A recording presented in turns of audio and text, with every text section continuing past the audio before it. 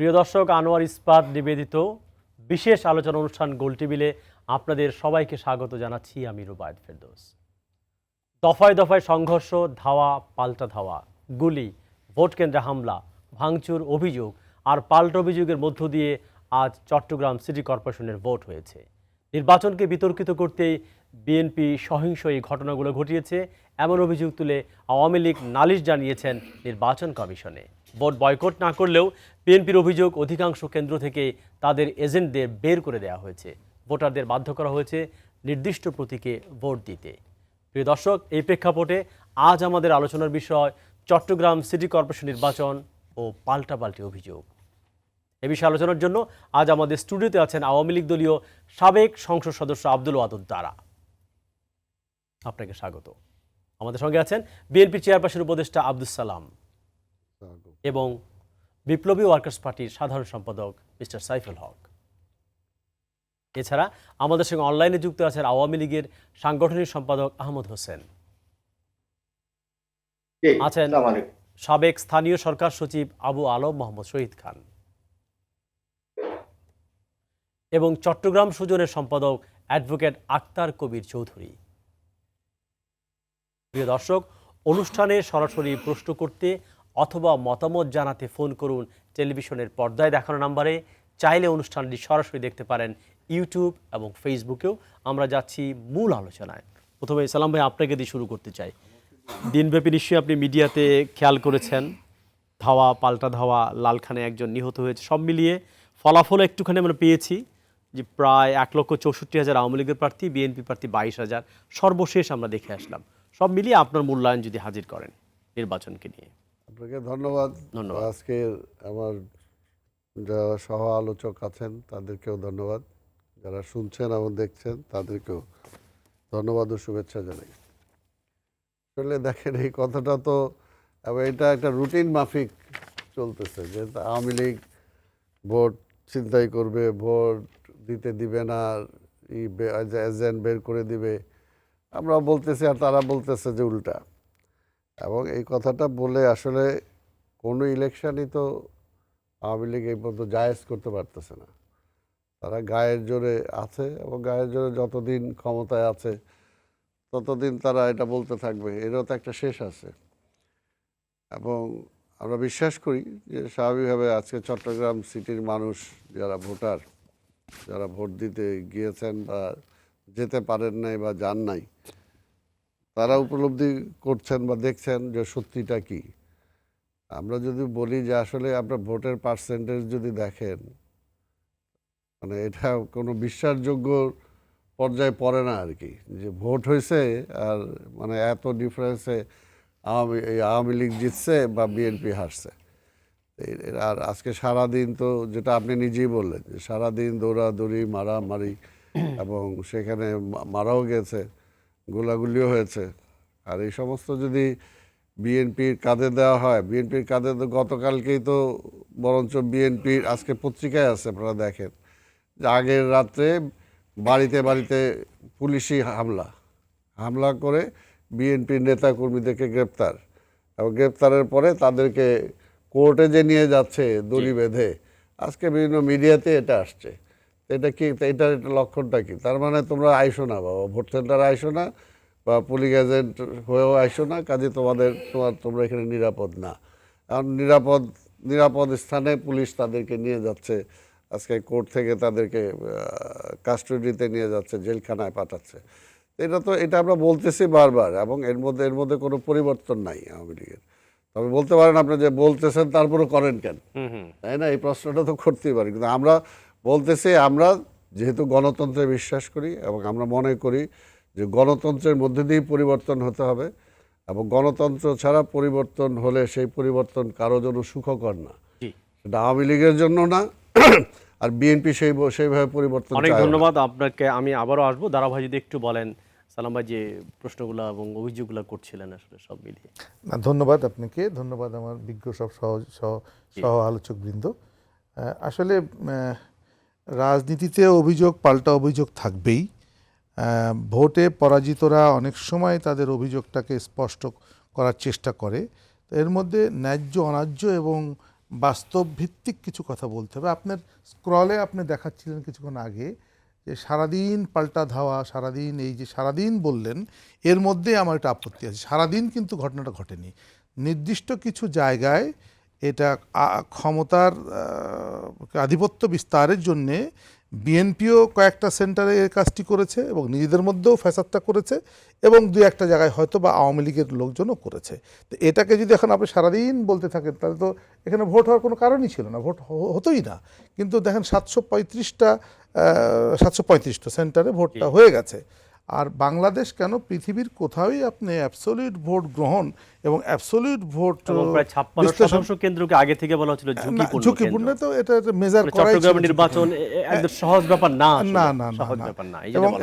এবং এত পপুলেশন, এত জনবহুল একটি জায়গা, একটা সিটি কর্পোরেশনে প্রায় 19 লক্ষ ভোট, এটাকে ম্যানেজ করার জন্য কি বলে নির্বাচন কমিশনও প্রায় 18-20 হাজার স্ট্রাইকিং ফোর্স তো সব মিলিয়ে রেখেছিল। তারপরে প্রায় কতগুলো ম্যাজিস্ট্রেট নিয়োগ করেছে, কতগুলো মানে কি বলবো, সব ধরনের প্রিকশনই ছিল। তারপরেও ওখানে লোক ছিল 19 লক্ষ। তো 19 লক্ষ মানুষের মধ্যে 18-20 হাজার 30 হাজার মানুষ দিয়ে ম্যানেজ করা, যদি টোটাল স্টেক হোল্ডাররা যদি সহযোগী মানসিকতা না হয়, আর সহযোগী মানসিকতার স্টেক হোল্ডার সবাই হবে এমনটি আশা করাও দুরূহ। অনেক উন্নত গণতন্ত্র সমৃদ্ধশালী দেশেও আমরা এটা সচরাচর দেখি না। তা আমরা যদি আমাদের প্রত্যেকটা ব্যবস্থাকে প্রতিটা সময় রাজনৈতিক বিবেচনায় শুধু বলতেই থাকি, তাহলে কিন্তু এদেশে কোনো সময় কোনো দিনই আর কোনো প্রতিষ্ঠান কিন্তু দাঁড়াবে না। হ্যাঁ, ব্যত্যয় আসে, ব্যত্যয় হয়, ইলেকশনে ব্যত্যয় হয় না এমন নির্বাচন তো নাই। এখন এগুলো বলতে গেলে হয়তো অনেক সময় লাগবে, অনেকের আমার একটা বক্তব্য থাকবে, আমাদের সালাম ভাইয়ের বক্তব্য থাকবে, সাইফুল ভাই থাকবে, আমি ওই দিকে যাব না। আমি মনে করি যে আমি হয়তো অন্যের মতো ওরকমভাবে যে নাও বলতে চাই, আমি মনে করি চিটাগাংয়ের মতো একটি কি বলে সিটি কর্পোরেশন নির্বাচন মোটামুটিভাবে কিন্তু সফল আমি বলতেই পারি। এরকম বিচ্ছিন্নই বলতে চাই, কারণ 735টার মধ্যে কয়েকটা গণ্ডগোল হয়েছে, যেখানে সকলেই বলছিল 56% অথবা 55% ঝুঁকিপূর্ণ নির্বাচন কেন্দ্র। সেগুলো ঝুঁকিগুলো কিন্তু নির্বাচন কমিশন ম্যানেজ করেছে তার বিভিন্ন ধরনের অর্গানাইজেশন দিয়ে, এবং জনগণও কিন্তু তাকে স্বতঃস্ফূর্ত সাড়া দিয়ে ভোটগুলো প্রয়োগ করেছে। এখন ভোটের ক্ষেত্রে বিএনপি রাজনৈতিকভাবে কতটুকু সফল ব্যর্থতা সেটা বিএনপির রাজনৈতিক হিসাব। তবে আওয়ামী লীগ তার রাজনৈতিক দল এবং তার কর্মী বাহিনী নিয়ে নির্বাচনকে যে সফল করার ভূমিকা নিয়েছিল, এখানে মনে করি আওয়ামী লীগ সার্থক। অনেক ধন্যবাদ দাদা ভাই, আমরা আসবো সহযোগিতা করার। আমরা শুনতে চাই চট্টগ্রামে যিনি আছেন আক্তার চৌধুরী, সুজনের অ্যাডভোকেট আক্তার চৌধুরী, আপনি যদি একটু বলেন যে সরেজমিনে আপনি কিভাবে দেখেছেন নির্বাচন চট্টগ্রামে, যেহেতু আপনি আছেন এখনো, আমাদেরকে যদি একটু তথ্য আপনি দেন, আপনি কেমন দেখেছেন সারাদিন নির্বাচন? হ্যাঁ, সারাদিন দেখার আগে আমি একটু বলি, সেটা হচ্ছে ধাওয়া পাল্টা দেওয়ার থেকে গুরুত্বপূর্ণ বিষয় হচ্ছে চট্টগ্রামের যারা নাগরিক এবং ভোটার, যারা বৃহত্তর যে জনগোষ্ঠীর দ্বারা দলের অ্যাক্টিভিস্ট না, তাদের কাছে ভোটটা কেমন ছিল। শুরু থেকে এই ভোট নিয়ে কোনো উৎসাহ উদ্দীপনা ছিল না, কারণ বাঙালিকে বলা হয় ভোট প্রিয় বাঙালি। আজকে কয়েক বছর থেকে ভোটের যে চিত্র আমরা দেখেছি, সেই ক্ষেত্রে মানুষের নির্বাচন মানে অনীহা, অনাস্থা, আতঙ্ক। এখানে নতুন করে আরেকটি উপসঙ্গ যুক্ত হয়েছে, সেটি হচ্ছে করোনা পূর্ববর্তী সময়ে খুব সৌহার্দ্যপূর্ণ প্রচারণা চলেছিল। পরবর্তী শিডিউল ঘোষণার পরে শুরু হয়ে গেল সহিংসতা, এবং সহিংসতার সিংহভাগ হচ্ছে সরকারি দলের মধ্যে। শুরু থেকে মিডিয়ায় আসছে যারা নমিনেশন না পেয়ে, মনোনয়ন না পেয়ে যারা নির্বাচন করছিল, ওখানে সিংহভাগ হচ্ছে সরকারি দলের ক্ষমতা ঘনিষ্ঠ। তাদের অতীত কিছু ইতিহাস আছে, অনেকের শীর্ষস্থানে সন্ত্রাসী আমলে পুলিশের তালিকায় ছিল। আমরা শুরু থেকে দাবি করেছিলাম তাদের অস্ত্র উদ্ধার সহ এগুলো আইনের আওতায় আনার জন্য, সেগুলো হয়নি। এবং বাংলাদেশ আওয়ামী লীগের সাধারণ সম্পাদক, বিএনপির কর্তৃপক্ষ বলেন যে যারা সিদ্ধান্ত না মেনে নির্বাচন করবেন সাংগঠনিক সিদ্ধান্ত নেওয়া হবে। আজকে পর্যন্ত সেই সিদ্ধান্ত নিতে না পারার কারণে এই প্রার্থীরা, তাদের লোকজন আরো দুর্বিনীত হয়েছে, অদম্য হয়েছিল। এবং শুরুতে একটা ওয়ার্ডে খুব ঐতিহাসিক একজন মানুষ, নাম ধরার দরকার নেই, অপরপক্ষ সরকার দলের প্রার্থীর সমর্থককে মেরে ফেললো এবং অনেক আহত হলো, এবং কিছু ওয়ার্ডে টান উত্তেজনা ছিল। সেগুলো প্রশাসন এবং হ্যান্ডেল করাতে হ্যান্ডেল উইথ কেয়ার এরকম একটি অবস্থায় ছিল। কারণ এখানে যাদেরকে এক্সপেল করা যাচ্ছে না, তাদের পিছনে নিশ্চয়ই ক্ষমতা ঘনিষ্ঠ উচ্চ লেভেলের লোকজন মদত ছিল বলে এটা হয়েছে। না মিস্টার চৌধুরী, আজকে নির্বাচনের কথা যদি বলেন, আগেরগুলো আমরা জানি, আজকে নির্বাচনটা বলেন আপনি। জি, আজকের কথায় আসছি, যেহেতু জনগণের মধ্যে ভোট নিয়ে কোনো উৎসাহ, উদ্দীপনা, আগ্রহ ছিল না, সেই ক্ষেত্রে সাধারণ ভোটার কেন্দ্রে পারত যায় নাই। তার মধ্যে আরেকটা কাজ করা হচ্ছে আতঙ্ক।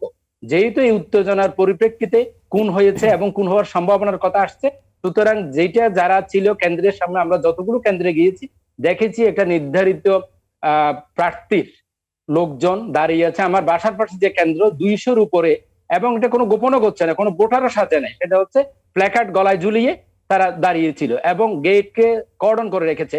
এবং 1 ঘন্টা আমি লক্ষ্য করলাম যে কোনো সাধারণ ভোটার, ওই এলাকাটা হচ্ছে একদম স্থানীয় ভোটার পূর্বপুরুষ থেকে, তারা এখন ঢুকে নেই।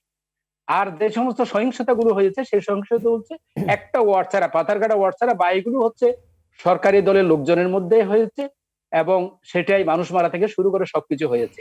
এরকম একটা পরিস্থিতিতে যেখানে ভোট ভোট কেন্দ্রে মানুষকে আকর্ষণ করার কথা, সেখানে প্রার্থীর যে আকর্ষণীয় ক্ষমতা দিয়েও পারে নাই, কিংবা প্রশাসন। অনেক ধন্যবাদ অ্যাডভোকেট চৌধুরী, চট্টগ্রাম থেকে বলছিলেন সুজনের সম্পাদক অ্যাডভোকেট চৌধুরী। আমরা আপনার কথা শুনবো। চট্টগ্রামে আছেন আমাদের আহমদ হোসেন ভাই। হোসেন ভাই, আপনি যদি একটু বলেন, আপনিও তো মাঠে আছেন, কেমন দেখলেন সারাদিন নির্বাচন?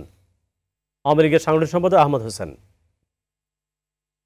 এখন তো প্রশ্ন হচ্ছে আওয়ামী লীগ বনাম বিএনপি। বিএনপি হচ্ছে হাফ হার্টেড ইলেকশন, ফুল হার্টেড। বিএনপি কোন নেতা সর্বস্ব পার্টি। আহমদ ভাই, আপনি একটু পিছিয়ে বসেন, আপনার মাথাটা একটু দেখা যাচ্ছে না স্ক্রিনে। ইয়েস, এখন ঠিক আছে, এখন ক্যারি অন, বলে যান। এখন আপনার আজকে ইলেকশন মনিটরিং গ্রুপ অবজারভার হিসেবে ছিল, তারা বলেছে নির্বাচন সন্তোষজনক হয়েছে এবং 25% ভোট সেখানে কাস্ট হয়েছে। এটা ইলেকশন মনিটরিং গ্রুপের কথা। আর এই যে আবার সহিংস ঘটনা যেগুলো বলছেন, একটা কথা কিন্তু আপনার সুজনের ভাই, যেখানে অ্যাডভোকেট সাহেব, তিনি কিন্তু বলে ফেলেছেন, এটা খেয়াল করলেন না, পাথরঘাটা সহিংস ঘটনা ঘটিয়েছে কে? বিএনপি। এবং সেখানে আমাদের 15 জন কর্মী আহত হয়েছে, এখন হাসপাতালে আছে। অভিজিৎ তো গুলিবিদ্ধ হয়েছে, এটা বিএনপি করেছে। এই কথাটা স্পষ্টভাবে বললে ভালো হতো, তাহলে ওরা নিরপেক্ষতা আরো স্পষ্ট। কাজেই এখন পার্টিদার বক্তব্য চলবে না। আপনার চানগাঁওতে 5 জন আহত হয়েছে, সেটা বিএনপি অ্যাটাক করেছে। ছাত্রলীগের শান্তুকে এমন ভাবে পিটিয়েছে, সে মাথায় আঘাত পেয়েছে, এখন মুমূর্ষ অবস্থায় আছে।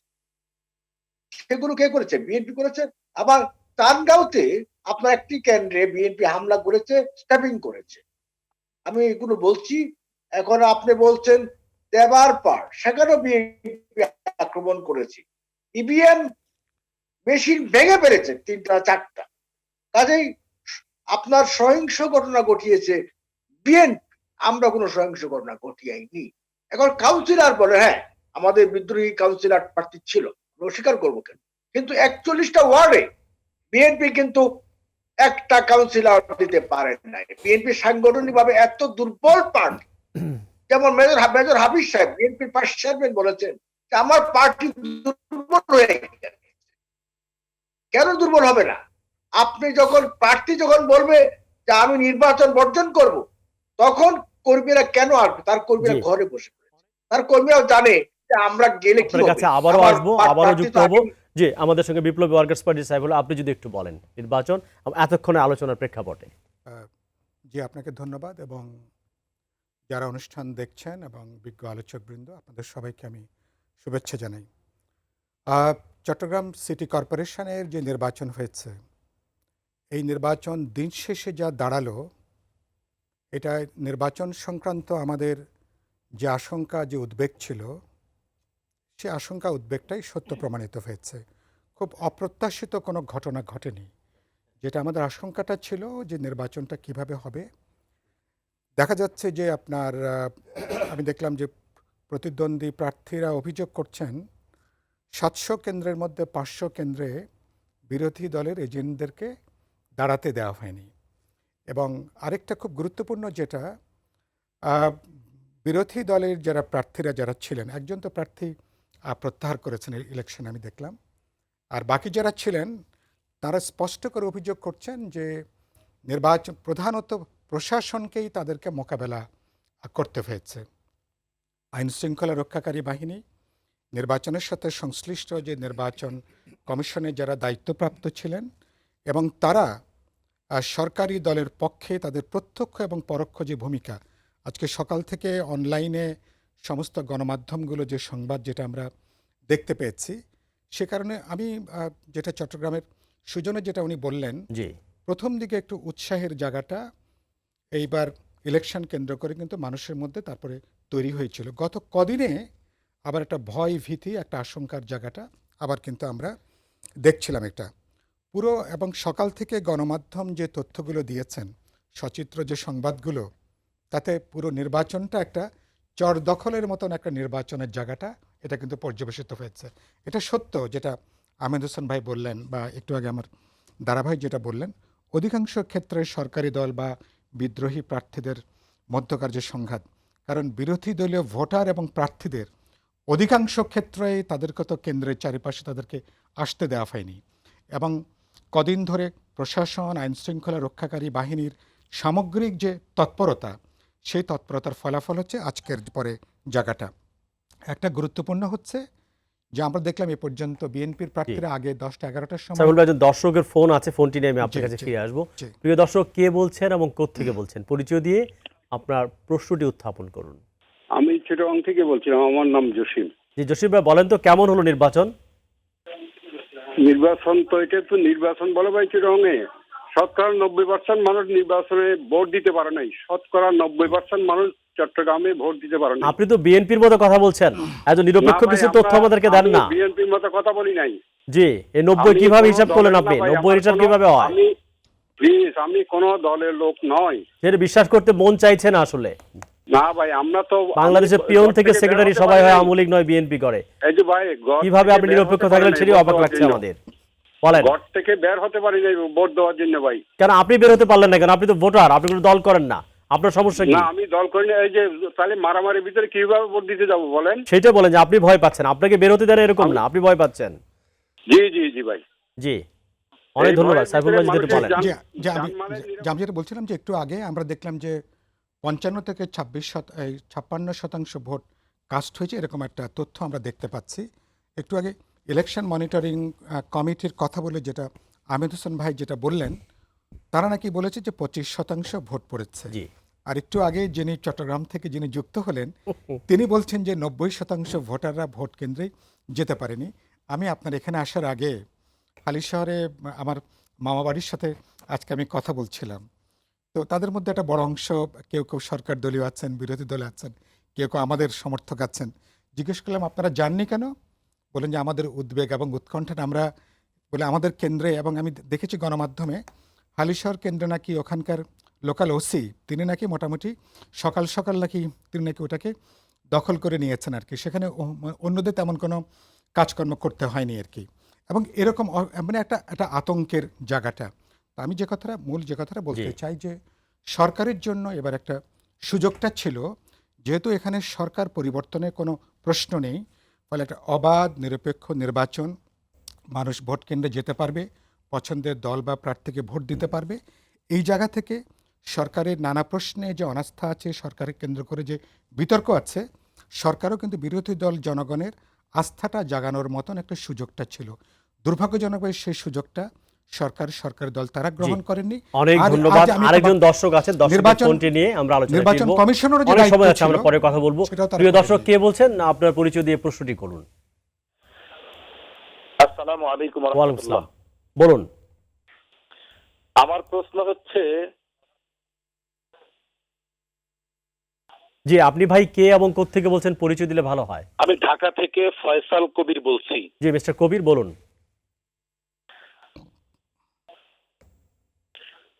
প্রশ্ন হচ্ছে, ইভিএম বিভিন্ন দেশে প্রত্যাখ্যান করছে, তারপরও সমালোচনার পরে হলেও আমাদের সরকার এটা জোরপূর্বক জনগণের উপর চাপিয়ে দেওয়া হয়েছে। আমরা বুঝতে পারছি না কি বলতে চাইছেন আপনি। ইভিএমটা জোর করে এখন চাপিয়ে প্রশ্ন দিয়েছে। হচ্ছে, এই ইভিএম দিয়ে ভোট বার করলেন সারা আপনারা, বিশ্ব 4টা বাজে বয়কট ভোট করছে। ক্লিয়ার হয়ে গেছে।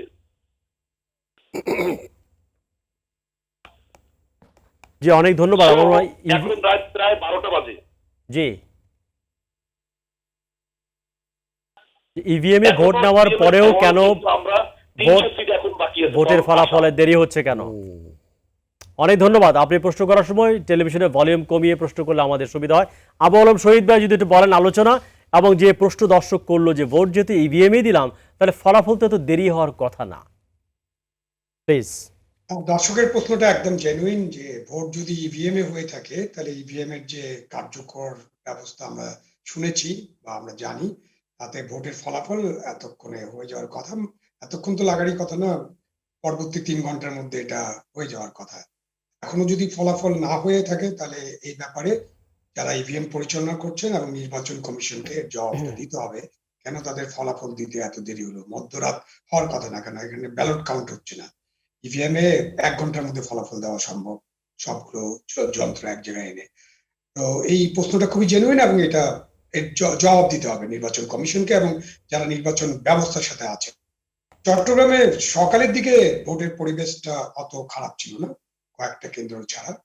কিছু কিছু কেন্দ্রে বেশ মানুষ ভোট দিতে গিয়েছিল। একেবারেই যে বলা হচ্ছে যে ভোটই দিতে যেতে পারেনি কেউ, এরকমটা আমি গণমাধ্যমে দেখিনি। আমরা আপনার টিভি, অন্যান্য টিভি স্টেশন যখন ফলো করছিলাম সকাল 8টা থেকে 10টা 11টা পর্যন্ত, ততক্ষণ পর্যন্ত পরিবেশটা অত খারাপ ছিল না। বাট ভোটের যে সকালবেলার যে চাপটা সাধারণত লোকাল গভর্নমেন্ট ইলেকশনে থাকে, আমাদের দেশে সব ইলেকশনে ভোটের চাপটা থাকে খুব সকালের দিকে।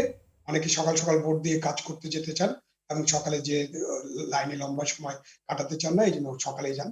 সেরকম চাপ ছিল না। আর বেশি চাপটা থাকে বিকালের দিকে। কিন্তু বেলা বাড়ার সাথে সাথে কিছু সহিংসতা, একজন নিহত হওয়া এবং বেশ কিছু কেন্দ্রে গোলযোগ, এসবের কারণে এবং যে সমস্ত অভিযোগ আসছে সে সমস্ত অভিযোগের প্রেক্ষিতে হয়তো ভোটে তত মানুষ অংশগ্রহণ করেনি। এবং ভোটের যে ফলাফলটা এখন দেখা যাচ্ছে যে 8 লক্ষর বেশি ভোট পেয়ে যাচ্ছেন একটি মার্কা, আর অন্য মার্কা এখনো লক্ষ তো দূরের কথা, 50,000 মানে হাফ সেঞ্চুরিও করতে পারেননি। এই ফলাফল অনেক প্রশ্নের জন্ম দেয়। কেননা এই ফলাফল এই জন্য প্রশ্নের জন্ম দেয় যে ভোটের আগের যে নির্বাচনী প্রচার অভিযান ছিল বা ওই এলাকায় চট্টগ্রামে যে অনেক ভোট তো হয়েছে, ভালো ভোটও হয়েছে, খারাপ ভোটও হয়েছে। তো ভালো ভোটগুলো যদি আমরা দেখি 91 সালে বা কিংবা 96 কিংবা 2009 অথবা অন্য 70-এর নির্বাচন, এসব যদি আমরা পর্যালোচনা করি তাহলে আমরা দেখতে পারবো যে ফলাফল যেটা বাংলাদেশ আমলের ফলাফলটা এরকম হওয়ার কথা না। এত কম ভোট বিএনপি প্রার্থী পেতে পারেন না, জি। সেটা সন্দেহ এবং অবিশ্বাস সৃষ্টি করে। এখন একটা হতে পারে যে বিএনপি হাফ হার্টেড ছিলেন বলেছেন, বিএনপি মাঠেই নেই, এটা হতে পারে। বিএনপির কোনো লোকজন ভোট দিতেই যায় না, এরকম হতে পারে। কেন 19 লক্ষ ভোটারের মধ্যে যদি 10 লক্ষ লোক ভোট দিতে না যায়, তার অধিকাংশ বিএনপি হওয়ার সম্ভাবনা আছে। আচ্ছা, এই জন্য জি। বলছি যে হয় তারা ভয় পেয়ে যাচ্ছেন না। অনেক অথবা ধন্যবাদ তাদের আবু আলম শহীদ ভাই। আমরা নির্বাচন আপনার কাছে আবার ফিরে আসবো। প্রিয় দর্শক, আনোয়ার ইস্পাত নিবেদিত বিশেষ আলোচনা অনুষ্ঠান গোলটেবিলে আমরা ছোট্ট বিরতি নিচ্ছি। আমরা কথা বলছিলাম চট্টগ্রাম সিটি নির্বাচন অভিযোগ, পাল্টাপাল্টে অভিযোগের প্রেক্ষাপটে কেমন হলো তার বিশ্লেষণ আমরা হাজির করছি। বিরতির পরে আবারও ফিরে আসবো, আমাদের সঙ্গেই থাকবো।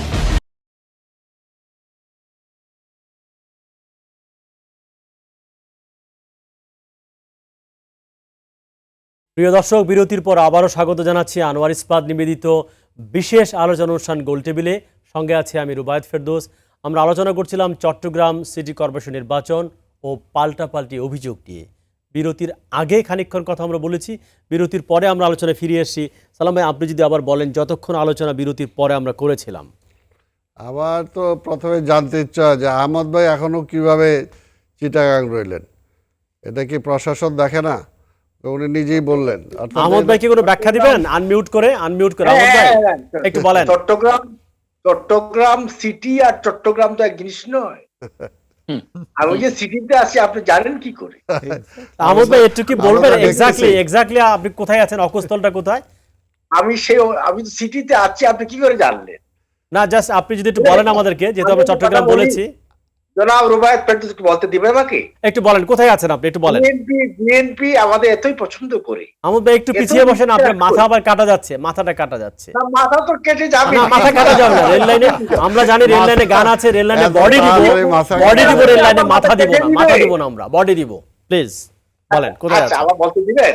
বলেন। বিএনপি আমাদেরকে এতই পছন্দ করে, এতই ভালোবাসে। জি।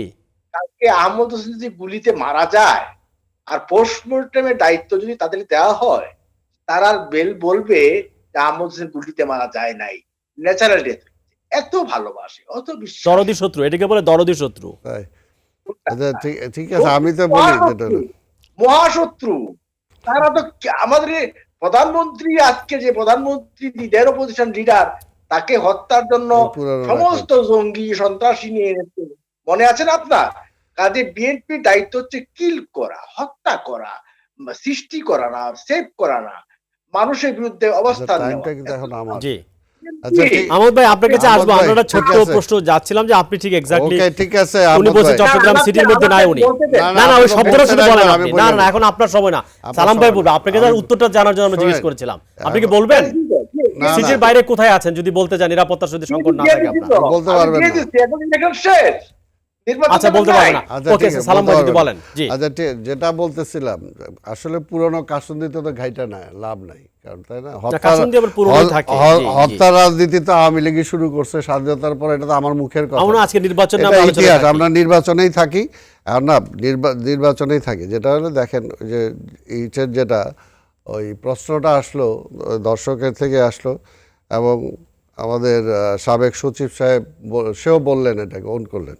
আমি নিজেরটা দিয়ে বলতে পারি। আমি ঢাকা 13-তে নির্বাচন করছি, গত জাতীয় নির্বাচন, আমার ওখানে ইভিএমে ভোট হয়েছিল, এবং সেই প্রশ্ন এইখানে এসে আমি করছিলাম যে আমার রেজাল্ট তো 7টা-8টার মধ্যে দিয়ে দেওয়ার কথা, কিন্তু সেই রেজাল্ট রাত্র 1:30টার সময় দেওয়া হয়েছে। কেন দেওয়া হয়েছে সেই উত্তর কিন্তু এখনও পাইনি। অর্থাৎ এর মানে এটাই যে টোটাল রেজাল্ট যে তারা ম্যানিপুলেট করে বা কীভাবে পাল্টানো, নাহলে এতক্ষণ সময় তো লাগার কথা না। ইভিএমে তাহলে ভোট হয়ে লাভটা কী? ইভিএমে ভোট হতে এতক্ষণ কাজে ওইখানে যা কিছু হচ্ছে এটা আমরা নিজেরাই বুঝতে পারছি, এবং এটা তো বলাই হচ্ছে। আর যেহেতু এখানে সে বলছেন একটু, মানে আমাদের আহমদ ভাই যেহেতু বলছেন মেজর হাফিজের কথা, তাহলে তো আমাকে একটু ওবায়দুল কাদেরের প্রিয় ভাইয়ের কথা বলতে হয়, যে উনি কি বলছেন, যে যদি সুষ্ঠু নির্বাচন হয় তাহলে নোয়াখালী ভাষায় বলছে যে ফিরে যাওয়ার দরজাটা খুঁজে পাইতো না। যদি ফেয়ার নির্বাচন হয়, আওয়ামী লীগের যে অবস্থা আছে, যে বের হয়ে যাওয়ার দরজা খুঁজি পাইতো না, তাই না? তো এটা তো তাদের দলের লোকরাই বলছে, এটা আমাদের না। তো বাস্তবতাটা হলো এই, যেটা ওইখানে যে আমাদের চট্টগ্রাম থেকে আমাদের যে ইসের আছেন, আমাদের ইসের প্রতিনিধি, উনি তো ব্যাখ্যাটা দিয়েছেন, এবং এটাই হলো বাস্তব, যে আসলে তারা পরিবেশটা এমন করে রাখে, যেমন মনে করেন আগের দিন তাহলে গ্রেপ্তার হলো কেন?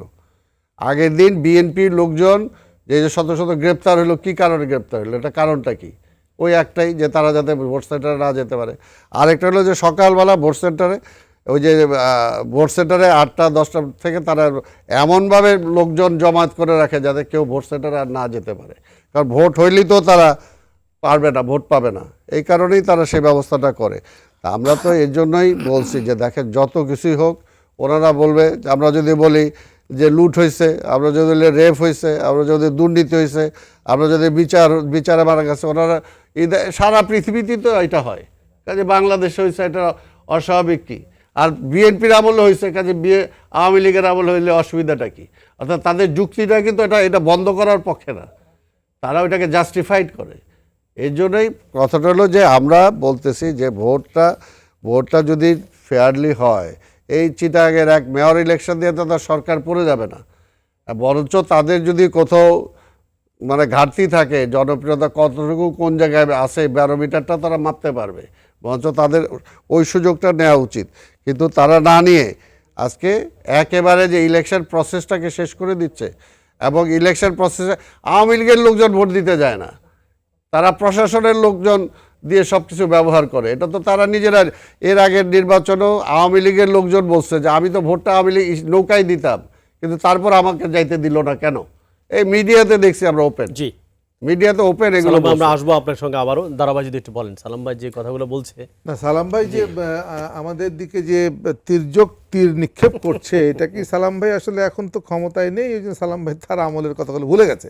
আমি স্মরণ করে দিতে চাচ্ছি না, তবে আমি মনে করি বাংলাদেশের ইলেকশনকে প্রত্যেকেরই একটা জায়গায় নিয়ে আসা দরকার। সালাম ভাইয়ের পার্টিও কিন্তু, সালাম ভাইয়ের পার্টি কি বলছে যে আমরা তাদের চুরি ধরার জন্য বসে আছি, কিন্তু আপনার কর্মী যে আপনার সাথে নাই, আপনি কি এটা খেয়াল করছেন? একটা রাজনৈতিক দল নির্ভর করে তার কর্মী, তার সমর্থকদের সমন্বয়ে। আপনি নেতা হবেন, আমি নেতা হব, তো আমার যদি কর্মী সমর্থক না থাকে আর তাদেরকে যদি আমি আমার বক্তব্য দিয়ে হোপলেস করে দিই, তাহলে তারা কিন্তু সাহসী উদ্যোগ নিয়ে আসবে না। তারা সাহসী উদ্যোগ নিয়ে ভোট করতে আসবে না, রাজনীতি করতে আসবে না, প্রতিবাদ করতে আসবে না, আপনার সপক্ষে দাঁড়াবে না। এই জায়গাগুলি কিন্তু নেতৃত্বকে পরিষ্কার করতে হবে। আমাদের কিন্তু বাংলাদেশ আওয়ামী লীগের আমাদের নেতা জাতির জনকের কন্যা জয়ন্তী শেখ হাসিনা, উনি কিন্তু সামনে থেকে নেতৃত্ব দেন। উনি কিন্তু কখনো পিছনে চলে যান না, কোনো বাধাকে বাধা মনে না করে দলকে নিয়ে জনগণের কল্যাণে সামনের দিকে কাজ করেন। এই জন্য বাংলাদেশ আওয়ামী লীগের নেতাকর্মীরাও কিন্তু সামনে থেকে কাজ করে, যার জন্য হয়তো আমাদের লোকজন ভোট দিতে যাচ্ছে, আবার অনেকে যাচ্ছে না, অনেকে হয়তো সহিংসতাকে ভয় করে যাচ্ছে না। আমি মনে করি এরকম পাল্টাপাল্টি কথা বলতে থাকলে আর পাল্টাপাল্টি রাজনীতির প্রতিশোধ যদি আপনি কি অপরাজনীতি দিয়ে মোকাবেলা করতে চান, তাহলে কিন্তু হবে না। রাজনীতির প্রতিশোধ রাজনীতি দিয়ে মোকাবেলা করতে হবে। সেই জন্যে আমি বলতে চাই যে ভোট পৃথিবীর কোনো দেশে 100% শতভাগ সুষ্ঠু হয় না। আমেরিকার মতো দেশেও আমরা কত ব্যত্যয় দেখলাম, কত ঘটনা নাটকীয়তার মধ্য দিয়ে, কিন্তু যেহেতু ওই দেশের রাজনৈতিক দল বলেন, নেতৃত্ব বলেন, ওই দেশের কাঠামো বলেন, অনেক শক্ত ভিত্তির উপর তারা দাঁড় করাতে পেরেছে, তাদের পূর্বপুরুষগণ করে গেছে। এখন কেউ নষ্টামি করলেও তারা কিন্তু ওই জায়গা থেকে বেরিয়ে আসতে পারে। আর আমাদের পূর্বপুরুষগণের মধ্যে যে ব্যত্যয় ছিল, আমি সেই আবার ওই জায়গাতে ফিরতে হয়। এই দেশ যখন জাতির জনক বঙ্গবন্ধু শেখ মুজিবুর রহমানের নেতৃত্বে অকুতোভয় বীর সেনানীদের সাহসে জীবনের বিনিময়ে 30 লক্ষ জীবন এবং 2 লক্ষ মা বোন সকল কিছু দিয়ে স্বাধীনতা আসলো, তার 3-3.5 বছরের মধ্যে পরাজিত শক্তির সাথে একটি শক্তি মিলে যে অপঘাত করে জাতির জনককে শেষ করা হলো, তার সুবিধাভোগী যে রাজনৈতিক দল পৃষ্ঠপোষকতা যারা করলো, তারা কিন্তু এই দেশটাকে আর নিজের ভাবলো না। তারা তখন ভাবলো এটা তাদের সেই যে ঔপনিবেশিক শাসনের একটা সিস্টেম তা চালু করলো। এই চালুটা কিন্তু একটা নষ্ট, ধরেন বলে না এক বালতি দুধ করতে কিন্তু অনেক পরিশ্রম করতে হয় একজন কৃষককে, কিন্তু এই দুধটা একটি ছোট্ট শিশুর পেশাবে কিন্তু নষ্ট হয়ে যেতে পারে। এই যে অসাবধানবশত, এই যে শত্রুতাবশত আমাদের বিরাট জিনিসটাকে ক্ষতি করা হলো, ওই ক্ষতির রেশ কাটাতে আবার মনে হয় বহু বছর লাগবে। একটি জাতি গঠনের প্রাক্কালে আমরা যে সর্বনাশটা করেছি জাতির জনক হত্যার মধ্য দিয়ে, আজকে অনেক সাফারিংস করছি। আমাদের দেশটা কি ছিল বলেন? আজ থেকে আমি যদি বলি আমাদের 12-13 বছরে যদি ঘটনা বলি, আমরা হয়তো সবটা করতে পারি নাই। আপনারা যে চাচ্ছেন বই পুস্তকে যেভাবে লেখা আছে আমেরিকা যেটা করে, লন্ডন যেটা করে, হয়তো পারি নাই, কিন্তু তার মানে এই না আমরা কিন্তু ওই 2008 সালের পেছনের দিকে চলে যায়নি, আমরা কিন্তু সামনে এগোচ্ছি। বহু প্যারামিটারে আমরা এগোচ্ছি। আজকে শুধু একটা নির্বাচনকে নিয়ে আমরা তর্ক বিতর্ক করলে কিন্তু বাংলাদেশের টোটাল বাংলাদেশকে দেখা যাবে না। টোটাল বাংলাদেশের দেখার মানসিকতা দেখিয়ে অনেক ধন্যবাদ। তাহলে সবটাই বোধহয় আমরা সামনের দিকে নিয়ে যাচ্ছি আমার মনে হয়। প্রিয় দর্শক, যদি একটু বলেন। অনেক ধন্যবাদ যুক্ত হওয়ার জন্য। আপনি টেলিভিশনের ভলিউমটা একটু কমিয়ে তারপরে প্রশ্নটি করুন। জি, আসসালামু আলাইকুম। ওয়ালাইকুম আসসালাম। রোবায়েত ভাই, আমি চট্টগ্রাম থেকে শরীফ বলছিলাম। শরীফ ভাই, একটু বলেন তো ঝেড়ে গেছে কি হলো আজকে নির্বাচনটা আপনার বিবেচনায়? না, আমি আমার কোনো দলীয় চিন্তা না করে নিরপেক্ষ কিছু একটা বলেন আপনি। হ্যাঁ, নিরপেক্ষভাবে বলতেছি। আমরা একটা বিল্ডিং এর 3টা পরিবার থাকি, আমরা কিন্তু কেউই ভোট দিতে যাইনি। কেন যাননি? ভোট দেওয়ার কোনো পরিবেশ ছিল না, সকাল থেকেই ছিল উচ্ছৃঙ্খল। তারপরও আমি যখন জুমার নামাজে আজান দেয়, সাহস করে আমি গেলাম ভোট দেওয়ার জন্য। জি, তো ভোট আমি দিতে পেরেছি। হ্যাঁ, কিন্তু আমি যখন আঙ্গুলের ছাপ দিলাম, এক লোক এসে বলতেছে এই মার্কায় ভোট দিবেন, সে চাচ্ছে আমার ভোটে ঢোকার জন্য। আমি বললাম আপনি কে? আমার পছন্দের লোককে আমি ভোট দেব, এখানে আপনি প্রভাব বিস্তার করতেছেন কেন? কিন্তু আমি যখন যাই তখন এক লোক বলল আপনি আঙ্গুলে চাপ দিতে পারবেন কিন্তু আপনি বাটন টিপতে পারবেন না। তো এই প্রশাসনে নির্বাচন করে লাভটা কি? গভর্নমেন্টের কোটি কোটি টাকা খরচ না করে রাজাউল করিম সাহেবকে ওরা ডিক্লেয়ার দিয়ে দিতে পারতো। ধারাবাহিক কিছু বলবেন? হ্যাঁ, আমি দর্শকের যে সুর এবং স্বর, না যদি সেটাই হয়ে থাকে, দর্শক তো একটাই না আমি বলি আমার 6 তলা বিল্ডিং এ একটা লোক ভোট দিতে যায়নি, শুধু আমি গেছি সাহস করে। আমাকে যাইতে নাই। এই দর্শকের যদি এটা সত্যই হয়, এই ঘটনাটা যদি সত্যই হয়, দর্শক আমি জানি না, দর্শক যদি সত্যি বলে থাকেন তাহলে নিশ্চয়ই এটা নিন্দনীয়, অফকোর্স নিন্দনীয়। যে একটি লোক সে ভোট দিতে যাবে, তাকে অন্য কেউ বাধ্য করবে তার পছন্দের বাইরে ভোট দিতে, নিশ্চয়ই নিন্দনীয়। তবে এটা নিয়ে উনি কিন্তু আইন শৃঙ্খলা রক্ষাকারী বাহিনীর কাছে কমপ্লেন করতে পারতেন, বলতে পারতেন যে আমাকে এই মানুষগুলো এখন বাধা দিচ্ছে।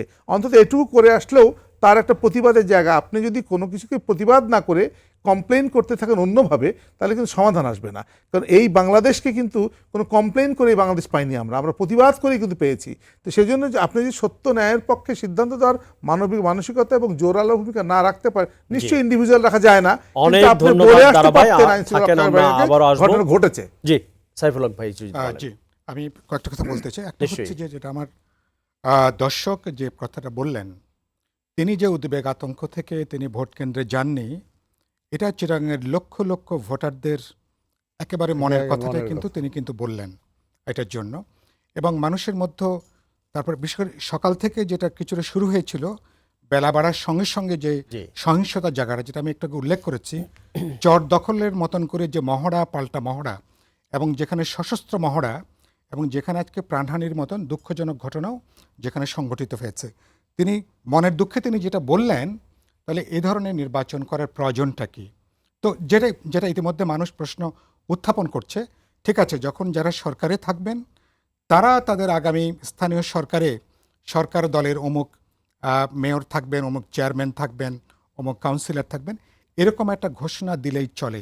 তাহলে কেন যদি শান্তিতে নিরাপদ একটা গণতান্ত্রিক পরিবেশে যদি সে ভোট কেন্দ্রে যেতে না পারে, যদি সে তার মার্কার দল বা প্রার্থীকে ভোট দিতে না পারে, আবার নিরাপদে যদি সে বাড়ি ফিরতে না পারে, তাহলে রাষ্ট্রীয় সম্পদের যে বিশাল যে অপচয়, সময়ের অপচয়, অর্থের অপচয়, এবং সমগ্র ব্যাপারটা যেরকম একটা কি বলে একটা দখলদারিত্বের যে জায়গাটা, এটা কিন্তু পুরো, আমি যেটা প্রথম মনে করি, এটা প্রথমত নির্বাচন কমিশনের একটা সীমাহীন একটা দায়িত্বহীনতার জায়গাটা। নির্বাচন কমিশনের উপর এমনি মানুষের কোনো আস্থা বিশ্বাস নাই। চট্টগ্রামের এই নির্বাচনটাও কিন্তু তাদের জন্য এক ধরনের বলতে পারেন কিছুটা অ্যাসিড টেস্টের মতন ছিল। কিন্তু এই পরীক্ষাতে ফেল করার জন্য যে নম্বরটা পাওয়া লাগে ইলেকশন কমিশনের ভালো ফেল করার জন্য, সেই নম্বরটাও ইলেকশন কমিশন পায়নি। কত দিচ্ছেন এবং- আপনি? 100 তে কত এবং দিচ্ছেন?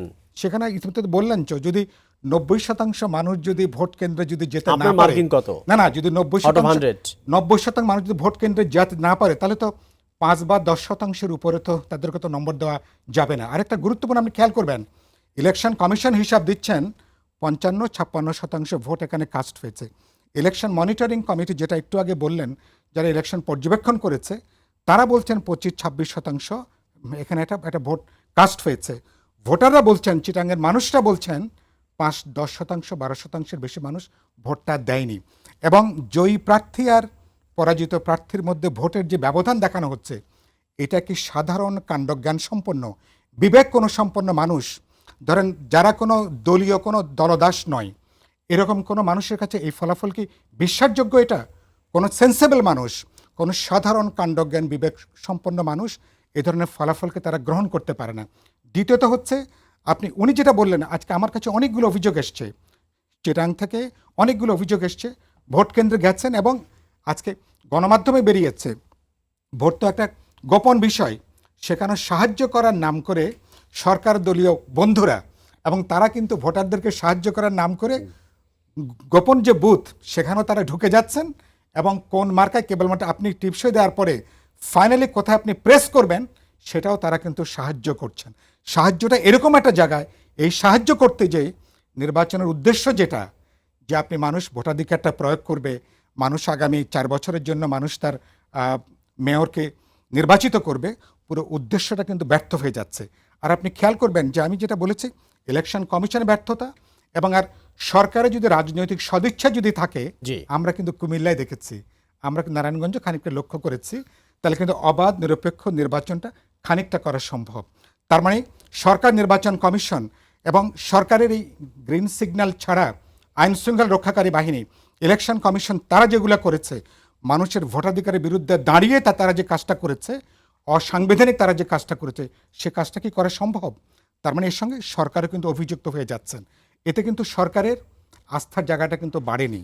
আজকে রাজনীতির যে একটা প্রবল যে একটা বৈরী পরিবেশ, বরঞ্চ সুযোগ ছিল, যেহেতু সরকার পরিবর্তন হবে না এই ইলেকশনগুলোর মধ্য দিয়ে, সুতরাং এখানে যদি মানুষ যদি ভোট কেন্দ্রে যেতে পারত, তাহলে সরকারের উপরে যেমন একটা আস্থার জায়গাটা বাড়ত, এবং বিরোধী রাজনৈতিক দল বা ভোটারদের মধ্যে এই ধসে পড়া পুরো নির্বাচনী ব্যবস্থার উপরে মানুষের যে গণ হতাশা, মানুষের যে গণ অনাস্থা, মানুষ মনে করছে এগুলো সময়ের অপচয়, অর্থের অপচয়, এই জায়গা থেকে মানুষকে এটা তার আস্থার জায়গাটা বাড়িয়ে তোলবার যে অবকাশ ছিল সেটা সরকার নষ্ট করেছে, ইলেকশন কমিশন নষ্ট করেছে, এবং আগামীতে লোকাল ইলেকশন যেগুলো হতে যাচ্ছে, যদি এভাবে যদি ইলেকশন চলে তাহলে আমাদেরকেও দাবি তুলতে হবে আপনারা ইলেকশনের এই তৎপরতা বন্ধ করুন।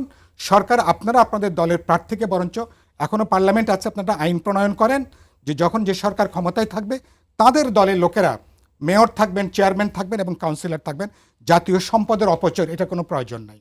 ফলে মানুষ কিন্তু প্রচন্ডভাবে মানুষ কিন্তু কিন্তু সংবিধানে আশাহত। আছে তো সব জায়গায় নির্বাচিত প্রতিনিধি দ্বারা শাসন হতে হবে। আমি তো সংবিধানে আছে, শেষে তো কথা, কিন্তু আপনি সংবিধান পাল্টাতে হবে। নির্বাচন না সংবিধান সংশোধন করে নেবে। আমি বলছি সংবিধানের এখন যে জায়গা সেটা সব জায়গায় নির্বাচিত প্রতিনিধি দ্বারা শাসন কার্য পরিচালনা হতে হবে, স্পষ্ট বলা আছে।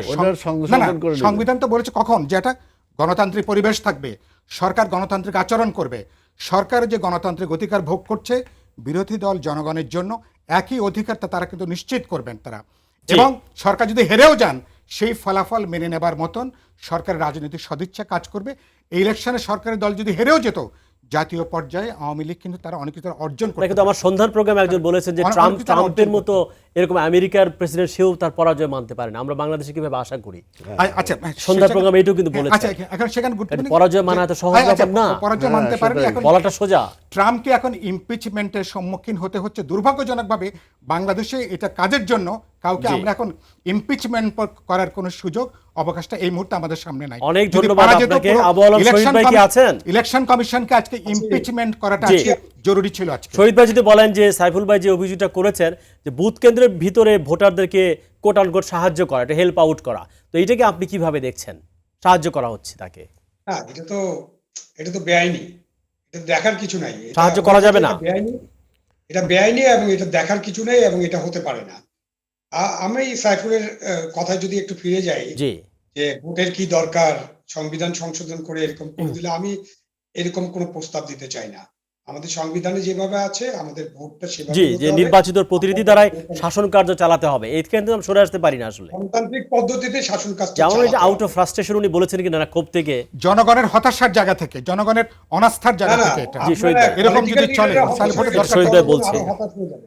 আপনারা দয়া করে যারা রাজনীতি করেন তারা দয়া করে জনগণকে হতাশ করবেন না। আপনারা বরঞ্চ জনগণকে সংগঠিত করার চেষ্টা করেন যাতে জনগণ তাদের ভোটটা প্রয়োগ করতে পারে, জনগণ যে সাহসটা পেতে পারে। ওই যে একটা 6 তলা বিল্ডিং, সেখান থেকে কেউ ভোট দিতে গেলেন না, একজন দয়া করে গেলেন, তাকেও সাহায্য করার চেষ্টা করা হলো। এই পরিবেশ তো রাখা যাবে না। এই পরিবেশ যদি আমরা রাখতে চাই এবং এই পরিবেশের কারণে যদি রাগ করে বলি যে সরকার ক্ষমতায় আছে সেই সরকার ভোটের ভিত্তিতে ক্ষমতা আছে কিনা এটাও তো বিবেচনা করতে হবে। তো তখন সেই সরকার তার মতো ইচ্ছে করে সমস্ত লোকাল গভর্নমেন্টে তার প্রতিনিধি নিয়োগ করবে, প্রশাসক নিয়োগের মতো, সেভাবে তো দেশ চলতে পারে না। এটা খুব ভালো প্রস্তাব না। আসলে নতুন ডায়ালগ লাগবে তার জন্য, রাজনৈতিক দলগুলোর মধ্যে বোঝাপড়া লাগবে তার জন্য। আমাদের মুক্তিযুদ্ধের যে চেতনা, এই জন্য মুক্তিযুদ্ধ করেছিলাম, সেটা ছিল একটা গণতান্ত্রিক, অসাম্প্রদায়িক, মানবিক বাংলাদেশ প্রতিষ্ঠা করার জন্য। এরকম বাংলাদেশ প্রতিষ্ঠা করার জন্য নয় যে আপনি ভোট দিতে যাবেন, ভোট দিতে পারবেন না, আপনি সংখ্যার কারণে ভোট কেন্দ্রে যেতে পারবেন না, আপনাকে সাহায্য করা হবে অথবা আপনার ব্যালট বাক্স ভর্তি করা হবে। এখন আমরা ইভিএম চালু করছি, এখন আপনি সাহায্য করবেন। ইভিএম চালু করার পর তো ভোট কেন্দ্রের অভ্যন্তরে, আমি রাজনীতিবিদরা যেহেতু এখানে আছেন, আমি রাজনীতি করি না, আমি তাদেরকে বলতে চাই ইভিএম চালু করার পরে ভোট কেন্দ্রের অভ্যন্তরে আপনার তো কোনো পোলিং এজেন্টেরও দরকার নেই, কারণ মেশিন তো না। শহীদ ভাই বলা হচ্ছে বাংলাদেশের লোকদের মধ্যে টেকনোফোবিয়া কাজ করে, প্রযুক্তি ভীতি। ইভিএম কিন্তু আমাদের নতুন প্রযুক্তি, এই জন্য কি ফ্যাসিলিটিরও দরকার পড়ে কিনা সাহায্য করবার জন্য? অনেকে জানে না যে বাটন কোথায় টিপতে হবে, একটু প্রবলেম হয়। আসলে লোকেরা 16 কোটি সেল ফোন ব্যবহার করে। বাংলাদেশের লোকেরা টেকনোলজি কতটা ব্যবহার করে উন্নত বিশ্বের চেয়ে বেশি ব্যবহার করে। সুতরাং আমাদের বাংলাদেশের লোকের টেকনোফোবিয়া আছে, এটা আমি মেনে নিতে রাজি না এবং এটা নেই। আমি যেটা বলছি, একটা নতুন জিনিস আপনাদের সামনে তুলে ধরতে চাই যে ইভিএম যদি মেশিনের উপরে আমাদের আস্থা থাকে, মেশিন যদি তারা ঠিক মতো চালান, তাহলে ওই ভোট কেন্দ্রের ভিতরে আমার তো পোলিং এজেন্টও দরকার নেই। আপনার পোলিং এজেন্ট কেন দরকার হয়? আপনার ভোটার কারেক্ট আছে কিনা, আমার ছবি সহ ভোটার তালিকা আছে, আমার ইভিএম মেশিন আছে, আমার আঙ্গুলের ছাপ আছে। আপনি ভাই গেটে রাখেন, গেটে একটা করে দেন, তাম্বু খাটা দেন, ওইখানে আপনার বিভিন্ন পোলিং এজেন্টরা থাকবে, তারা দেখবে যে এই ভোটারটা ওই এলাকার ভোটার কিনা। আপনার ভিতরে তো কোনো লোকই থাকার দরকার নেই, আপনি সাহায্যকারী থাকবে কেন? তো তাহলে আর ব্যালটের পরিবর্তে ইভিএম চালু করে লাভ কি হলো?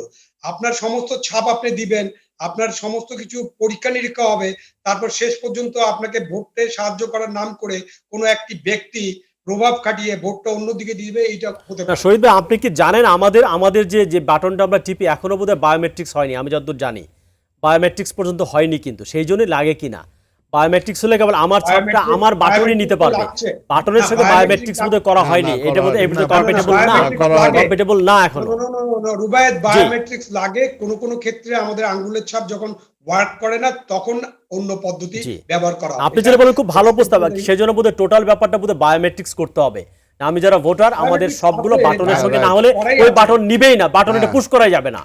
রুবায়েত, বায়োমেট্রিক্স করা আছে। আপনি যদি বায়োমেট্রিক্স ব্যবহার করেন, আপনি দেখবেন মাঝে মাঝে আপনার আঙ্গুলের ছাপ আপনার অফিসের দরজা নিতে চায় না। There are some problems. There are some problems. কিন্তু এই প্রবলেম তো সলভ করার স্কোপ আছে। এখন ভোটের যে পরিবেশ, যে ভোটের পরিবেশটা থাকা দরকার, সেই পরিবেশটা যদি আমরা নিশ্চিত করতে না পারি এবং পরিবেশ নিশ্চিত না করা হয়, আমরা আমেরিকার উদাহরণ দেই, আমরা অনেক দেশের উদাহরণ দেই, অনেক দেশে অনেক রকম ঘটনা ঘটে, কিন্তু আমেরিকার উদাহরণটা যখন আমরা দেই তখন আমাদেরকে মনে রাখতে হবে যে বিশ্বের সবচেয়ে ক্ষমতাশালী প্রেসিডেন্ট চেষ্টা করেও একটা সিভিল কু কিংবা একটা মিলিটারি কু করতে পারলো না, কারণ সেখানকার যে গণতান্ত্রিক প্রতিষ্ঠানগুলো আছে সেই প্রতিষ্ঠানগুলো নিজের কোমরের উপর, নিজের পায়ের উপর দাঁড়িয়ে আছে, শক্তিশালী আছে। সেখানকার বিচার বিভাগের যারা বিচারক তারা হয় রিপাবলিকান না হয় ডেমোক্রেট, তারপরেও তারা বিচারের ক্ষেত্রে ন্যায় বিচার নিশ্চিত করার চেষ্টা করে। আমরা তো আমাদের গণতান্ত্রিক প্রতিষ্ঠানগুলো। অনেক ধন্যবাদ শহীদ ভাই। ট্রাম্প বোধহয় পারেনি, কিন্তু ট্রাম্প বাকি বিশ্বের জন্য একটা নেতিবাচক দৃষ্টান্ত হাজির করেছে এবং সবাই কিন্তু এটা বলতে খুব ভালোবাসে এবং সারাক্ষণ বলছে। আমোদ হোসেন ভাই যদি একটু বলেন। এন্ড রেজাল্টটা কি রুবায়েত? এন্ড রেজাল্ট হচ্ছে মার্কিন যুক্তরাষ্ট্রে গণতন্ত্রের বিজয় হয়েছে, এন্ড রেজাল্ট।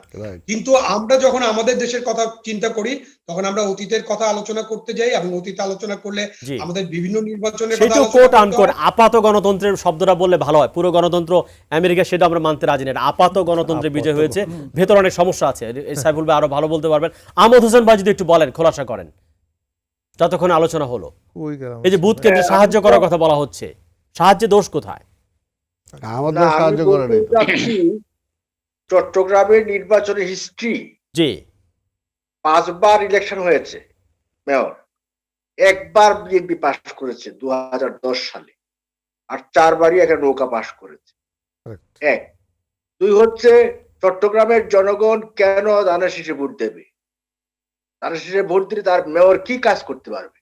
তার মেয়র পারবে কোর্টটা বন্ধ করতে, তার মেয়র পারবে পেট্রোল বোমা মারতে, তার মেয়র পারবে বাসে আগুন দিতে, বাট ডেভেলপমেন্ট কাজ, এই নগরের পরিবেশের উন্নয়নের কাজ, এটা তো বিএনপি মেয়র পারবে না। এটা কি এই আপনার চট্টলার মানুষ জানে না? এই চট্টলা হচ্ছে বীরত্ব গাথা চট্টলা, বলা হয় বীরত্ব গাথা। তারা একটা বীর পুরুষকে ভোট দিয়েছে, বীর মুক্তিযোদ্ধাকে ভোট দিয়েছে।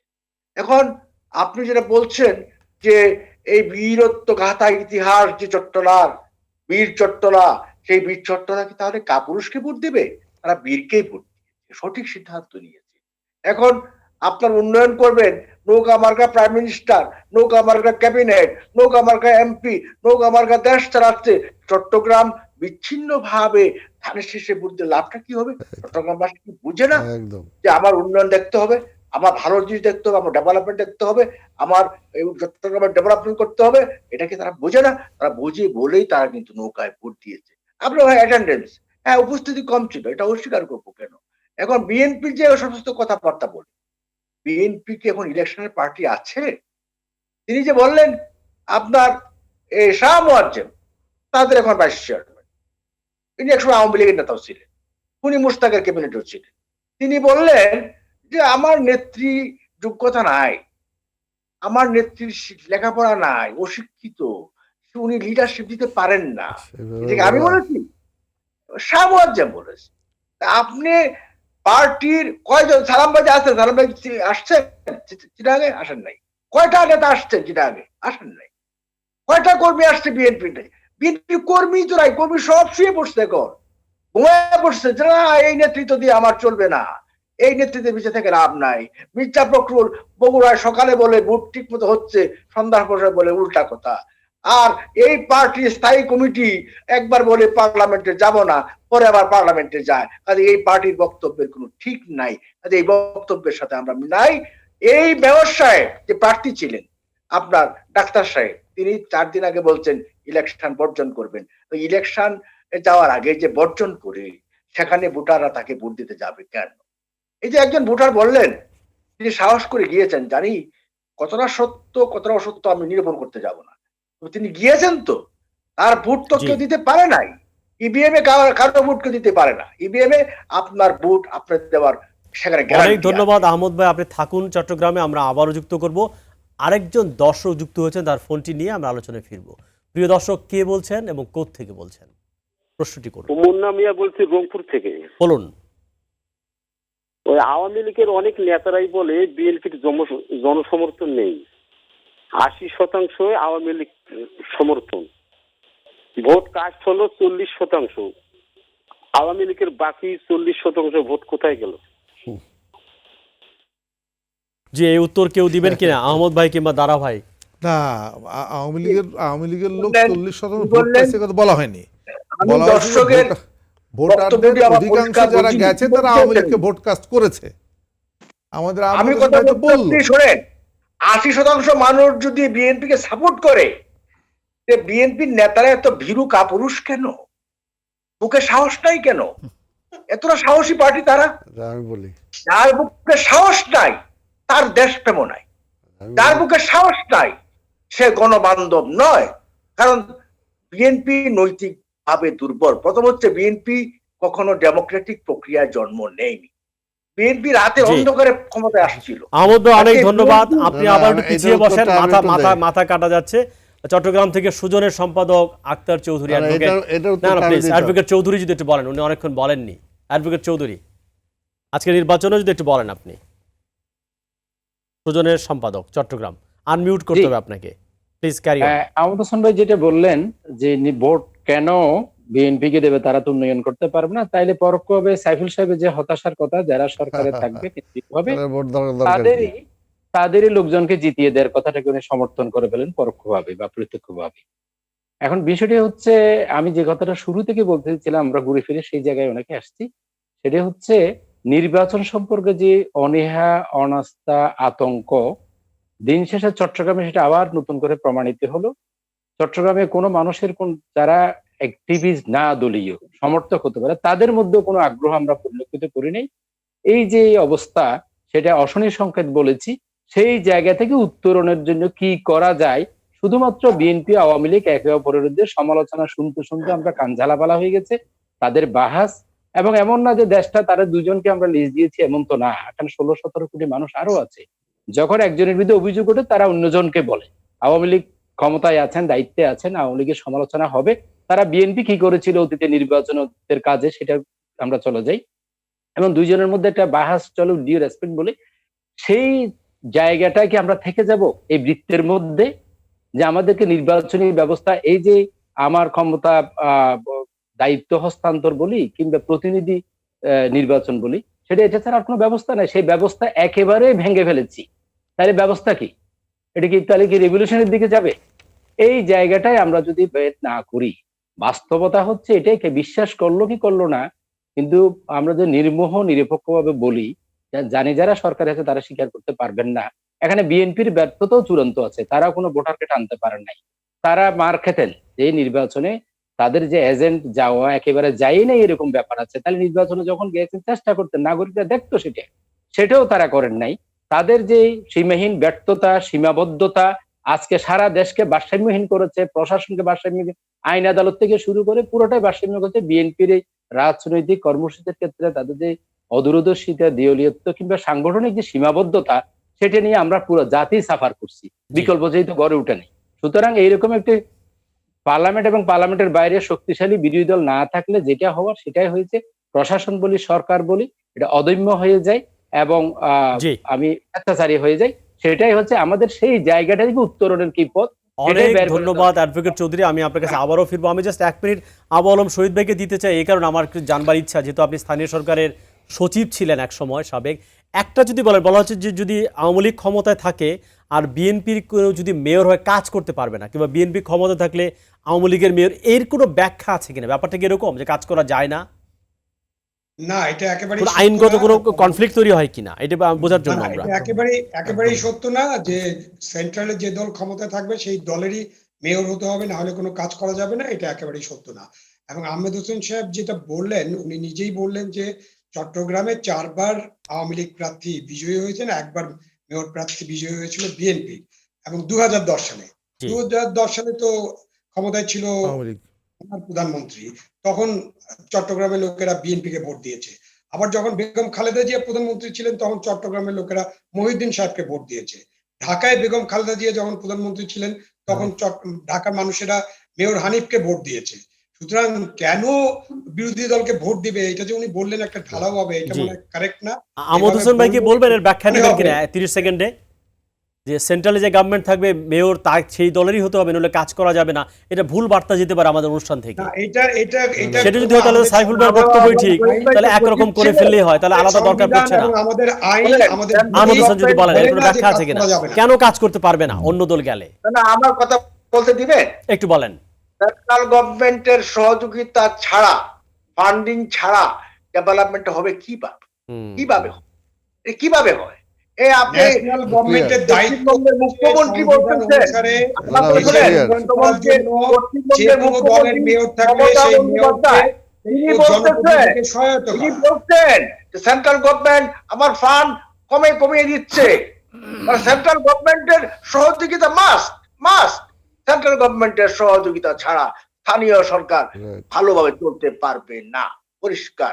আর এই যে 2010 সালে আবু আলম শহীদ ভাই আপনার সচিব ছিলেন, এটাই কিন্তু সংবিধান বিরোধী কথা হয়ে গেল। আমাদের সংবিধান বলছে যে আমাদের লোকাল গভর্নমেন্ট স্বশাসিত হবে, আমি সংবিধান বিরোধী বক্তব্য দেব কেন? Why? You uphold the constitution. এটা সাংবিধানিক গভর্নমেন্ট। সংবিধান লঙ্ঘন করে তো আওয়ামী লীগ কোনদিন ক্ষমতা আসেনি, আপনি জানেন না? বাংলাদেশের ইতিহাসে আওয়ামী লীগ কখনো সংবিধান লঙ্ঘন করেনি।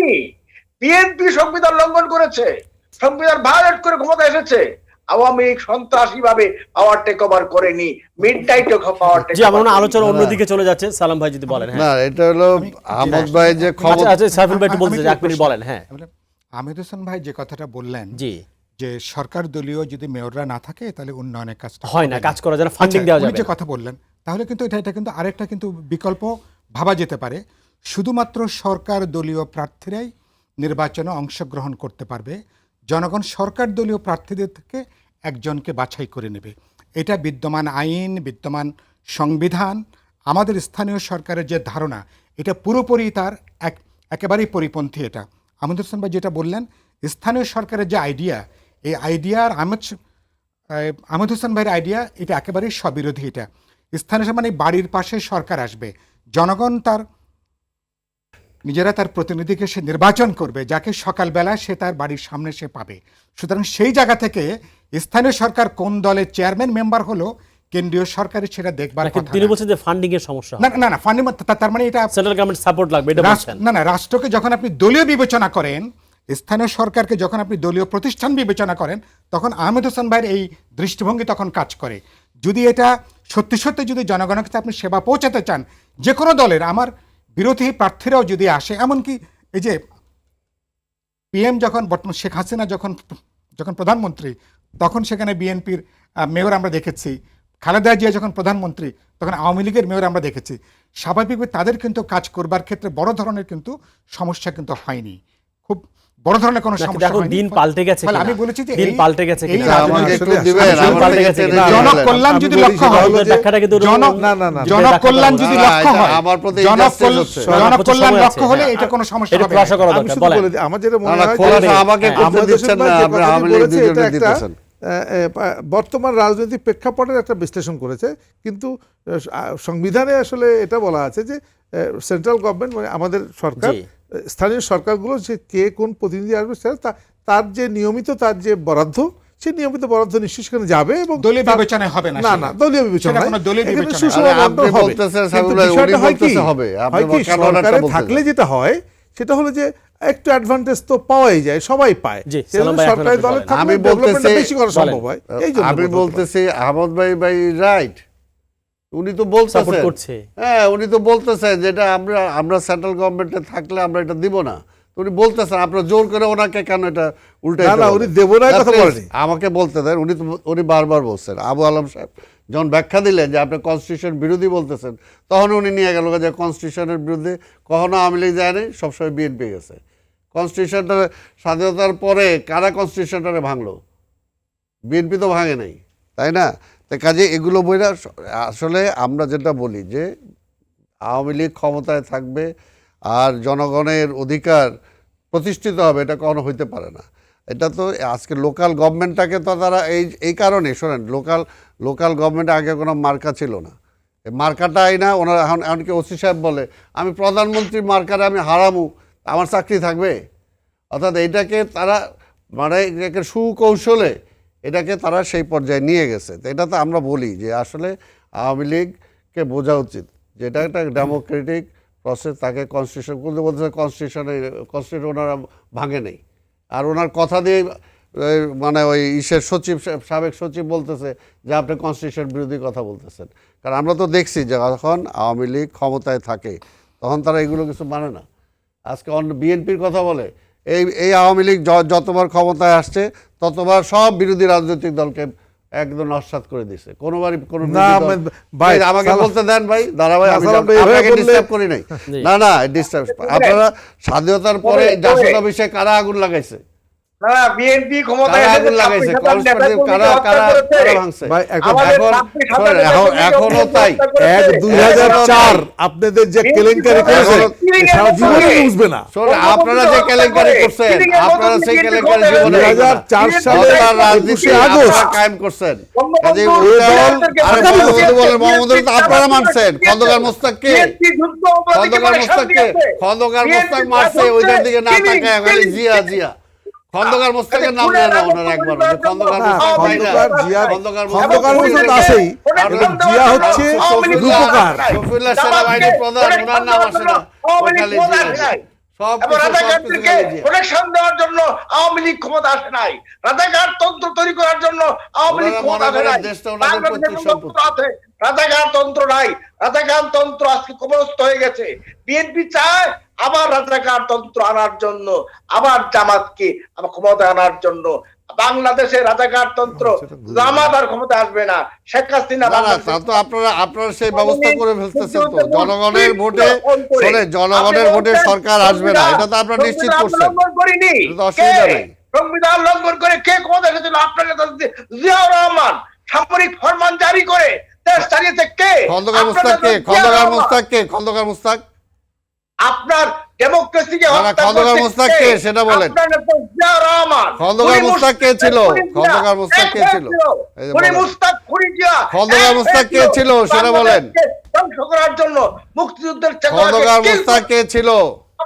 21 বছর জীবন দিয়েছি, স্ট্রাগল করেছি, রাজপথে লড়াই করেছি। আমরা আরে ভীরু পল্টনের মুক্তি না কাপুরুষের দিলে কি পার্টি হবে? নয়। আওয়ামী লীগ ভীরু কাপুরুষের পার্টি নয়। আওয়ামী লীগ বিবেকের আওয়ামী লীগ- পার্টি নয়। আওয়ামী লীগ রাজপথের পার্টি। আওয়ামী লীগ জনতার পার্টি। আওয়ামী লীগ রাজপথের মিছিলের পার্টি। আমাদের বহু কর্মী জীবন দিয়েছে। তাহলে ক্ষমতা 21 ছাইড়া দিয়ে বছরে নির্বাচনটা দিয়ে দেখেন না জনগণ দেয় কিনা ভোট। আমরা অবহেলা করেছি বিএনপি সন্ত্রাসকে, জামাতের সন্ত্রাসকে আমরা বুক পেতে দিয়েছি। আওয়ামী লীগ বুক পেতে দেয় গুলির সামনে, বুক পেতে দেয় না। ক্ষমতায় আর থাকলে BNP আওয়ামী লীগ সবসময় এরকম করে। হতাশ পার্টি, কাপুরুষোচিত পার্টি, বিকজ জামাত হচ্ছে পরাজিত পার্টি। তার সাথে সে গাঁটছড়া বেঁধেছে জামাতের চক্রান্তে। আরে ভাই খালি জামাত জামাত করেন, আপনি ভোটটা ছাইড়া দিয়ে মনে করেন না। হচ্ছে জামাত 30 তারিখের ভোট 29 তারিখ করলেন কেন?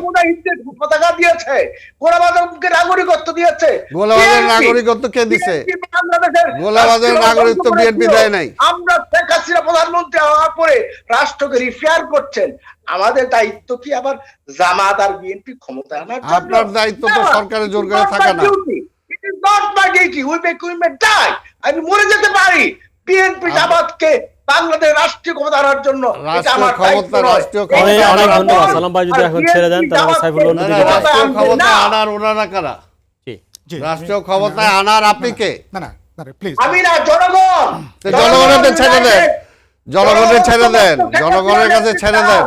মুক্তিযুদ্ধের সপক্ষে শক্তি শেখ হাসিনার নেতৃত্ব ঐক্যবদ্ধ, যে কারণে চট্টগ্রাম সিটি কর্পোরেশন নির্বাচনে আজকে বিএনপি জামাতকে জনগণ ধন্যবাদ। জিততে থাকেন আপনারা জি, এইভাবে, জি, আমি বলি কি, এইভাবে জিততে না, থাকেন। মানে আসলে আমাদের সামনে এখন চ্যালেঞ্জটা কি? চ্যালেঞ্জটা হচ্ছে আমি মনে করি বর্তমান সরকারের জন্য যে চ্যালেঞ্জ যেটা এখন সামনে, দেশে প্রধানত মানুষের ভোটের অধিকারটাকে নিশ্চিত করা।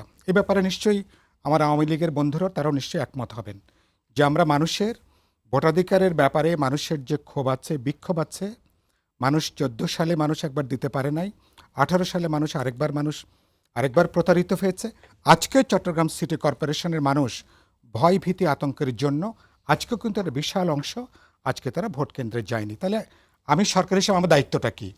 আমি আমার দল যদি হেরেও যায়, আমি মানুষের অবাধে মানুষ যেন ভোটাধিকার প্রয়োগ করতে পারে একটা গণতান্ত্রিক আবহাওয়ার মধ্যে নিরাপত্তা নিশ্চিত করে সরকার হিসাবে এটা আমার দায়িত্ব। এই দায়িত্বটা পালন করবার ক্ষেত্রে সরকার দায়িত্বশীলতা পরিচয় দিতে পারছে না। আমি নাগরিক হিসাবে আমি আমার সরকারের কাছে দেখতে চাইব যে আমি সরকারের সমালোচনা করলেও সরকার আমার নাগরিক অধিকার, গণতান্ত্রিক অধিকারকে তারা লঙ্ঘন করবেন না, বরঞ্চ আমার নাগরিক অধিকার প্রয়োগ করবার ক্ষেত্রে তাদের যে সাংবিধানিক দায়িত্ব আছে এবং তাদের যে প্রশাসনিক দায়িত্ব আছে, এই দায়িত্বটাকে তারা পালন করবেন। 2 নম্বর হচ্ছে নির্বাচন কমিশন, যেটা একটু আগে সুজনের সম্পাদক যে কথাটা বললেন, পুরো নির্বাচনী ব্যবস্থাটা যদি ধ্বংস যদি এভাবে যদি হতে থাকে, তার মানে কি? তাহলে আপনি নির্বাচন নিয়মতান্ত্রিকভাবে গণতান্ত্রিক পথে আপনি আপনার কোনো প্রার্থী নির্বাচন করতে পারবেন না, সরকার পরিবর্তনের কোনো সুযোগ থাকবে না। আমি প্রায় কথাটা বলি, যদি এরকম একটা অবরুদ্ধ যদি পরিস্থিতি থাকে, এটা তো সরকারের জন্য তো কোনো স্বস্তির কোনো ব্যাপার না। সরকারি দলের সাধারণ সম্পাদক যেটা প্রায় বলেন, সরকারের বিরুদ্ধে একটা চক্রান্ত ষড়যন্ত্রের জায়গাটা চলছে। সত্যি যদি এরকম একটা অবরুদ্ধ রাজনৈতিক পরিস্থিতি থাকে, তাহলে তো চক্রান্ত ষড়যন্ত্রের নানা শক্তি নানা জায়গা থেকে তারা কাজ করবে। 2 নম্বর হচ্ছে যাদেরকে জঙ্গিবাদী বলেন, মৌলবাদী বলেন, চরম দক্ষিণপন্থী ফ্যাসিস্ট উত্থানের যে জমিনটা, সেই জমিনটা এরকম একটা অবরুদ্ধ পরিস্থিতিতে সেই জমিনটা সরকারই কিন্তু তৈরি করে দিচ্ছে। এটা নিশ্চয়ই আমরা কেউ চাই না।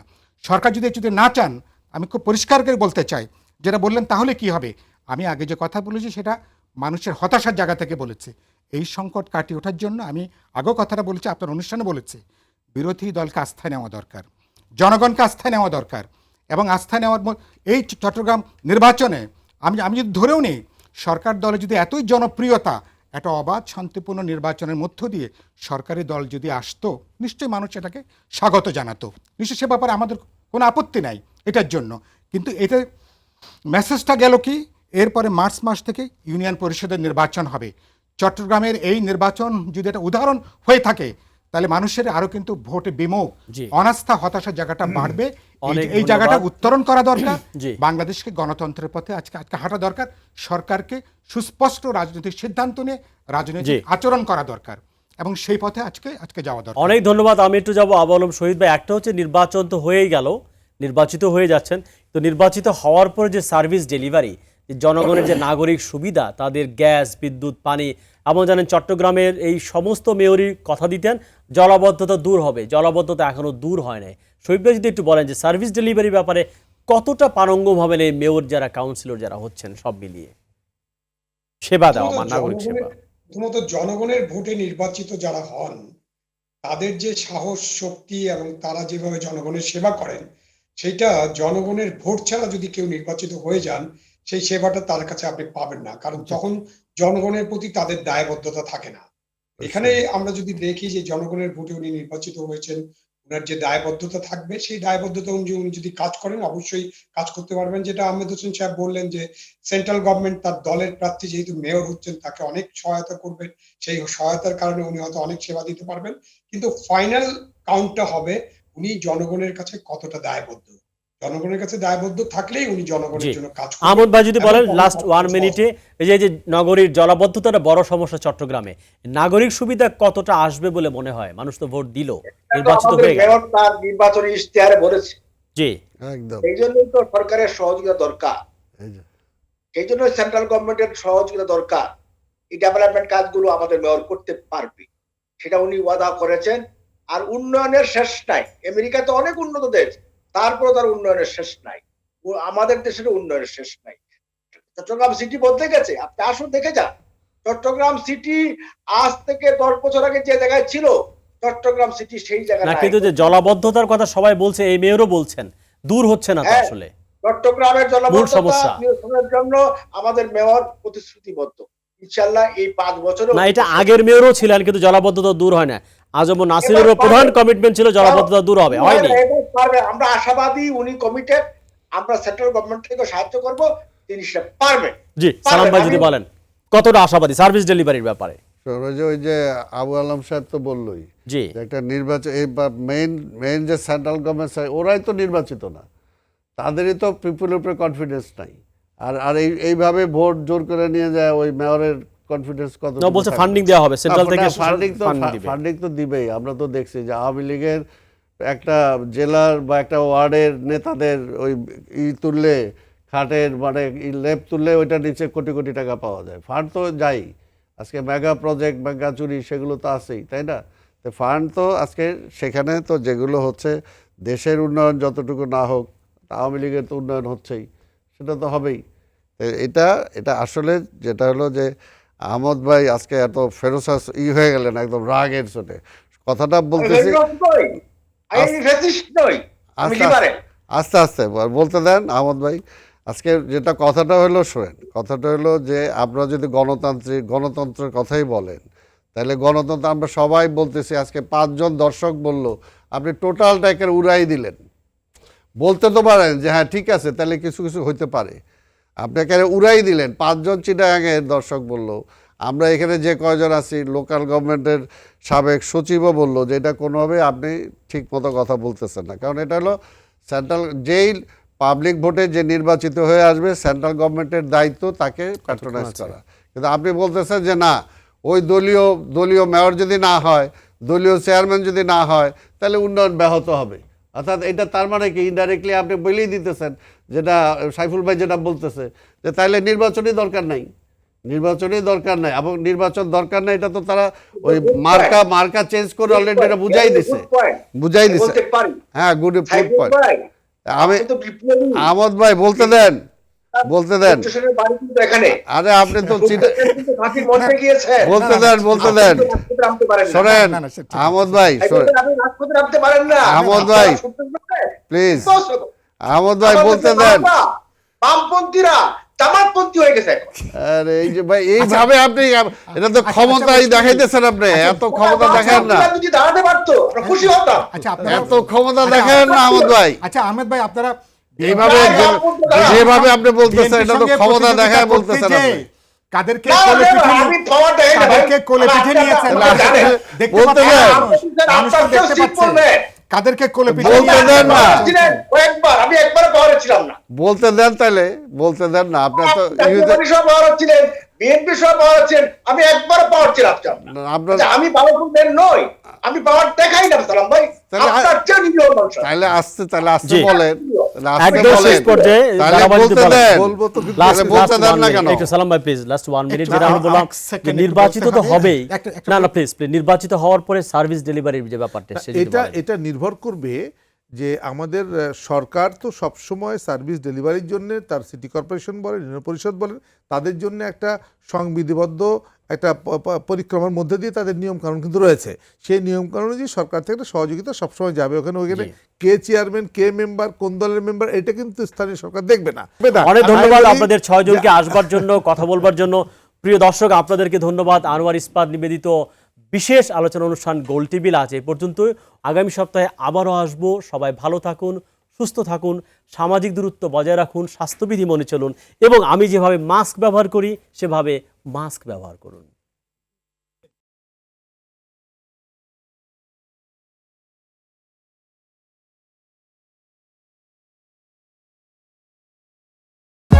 For more updates, subscribe